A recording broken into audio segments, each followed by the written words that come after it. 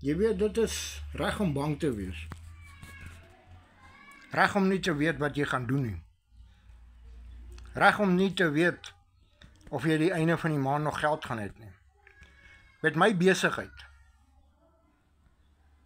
het ek 'n outomatiese system wat vir my werk 24/7. Sonder dit is ek verlore. Ek was 'n dummy tech.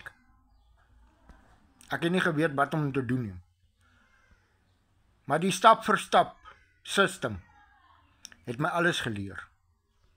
Ek leer nog elke dag met ons community van 6000 Suid-Afrikaners